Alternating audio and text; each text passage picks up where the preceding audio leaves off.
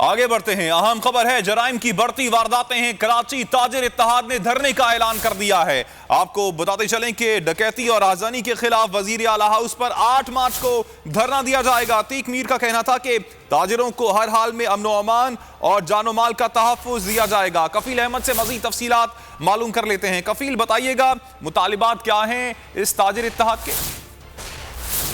देखिए, जिस चीज़ से डर था वही हुआ। कराची के ताजिरों ने जो है वो कहा है कि जो कराची में बढ़ती हुई वारदातें, स्नैचिंग है, रेज़नी है, डकैती की वारदात है, ऐसा तक बढ़ती हुई कि उससे कंट्रोल नहीं किया जा रहा। उन्होंने कहा कि फौज है, गवर्नर राज लगे या पुलिस और रेंजर्स को इख्तियार दिए जाएं, ताजिरों को हर हाल में जो है वो अमन तहफ़्फ़ुज़ फराहम किया जाए। और इसीलिए 8 मार्च 2022 को जो है वो धरने का ऐलान किया। कराची की बात हुई, उनका कहना है कि हर हाल में धरना होगा और वज़ीर आला हाउस। कफील, आप हमारे साथ ही मौजूद ताजिर इत्तेहाद के रहनुमा अतीक मीर इस वक्त हमारे साथ मौजूद हैं। अतीक मीर साहब, बहुत शुक्रिया आपके वक्त का। सर, बताइएगा हमारे नाजरीन को आपके मुतालिबात क्या हैं इस वक्त सिंध हुकूमत से?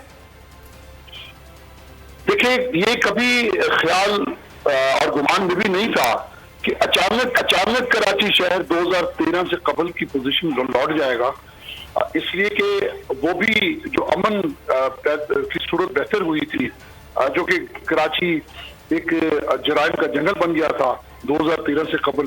तो उस वक्त फौज और रेंजर्स और पुलिस का मुश्तरका ऑपरेशन, रेंजर्स के 90 डेज कस्टडी के इख्तियारात और बहुत सारी ऐसी लॉ एंड ऑर्डर के इदारों को दी गई सहूलतें थी जिनका अब एक दफा फिर हम देख रहे हैं कि पुलिस मुकम्मल तौर पर पॉलिटिसाइज हो गई और रेंजर्स के इख्तियारात भी वापस ले लिए गए, जिसका नतीजा ये निकला कि शहर फिर वही लौट गया जहां से ये सिलसिला चला था। आज मैं देख रहा हूं कि वो लोग जो कल तक सिर्फ डकैती और लूट मार में शरीक थे, आज वो मामूली मुज़ाहमत पर कत्ल कर रहे हैं। इसका मतलब ये हुआ कि ये दहशतगर्द हैं, ये डाकू लुटेरे नहीं हैं। जिस तरीके से लोगों के घरों के दरवाजों पर, मार्केटों में, चौरस्तों पर, गलियों में जिस लोगों को कत्लेआम कर रहे हैं, ये तो ऐसा लग रहा है जैसे चल गया। ये सूरत हाल नाकाबिले बर्दाश्त है। और इसी सूरत हाल के पेश नज़र 8 मार्च को धरना देने का इरादा रखते हैं। बहुत शुक्रिया अतीक मीर साहब, आपने वक्त दिया बोल टेलीविजन को। सब्सक्राइब करें और बेल दबाएं ताकि कोई खबर रह न जाए।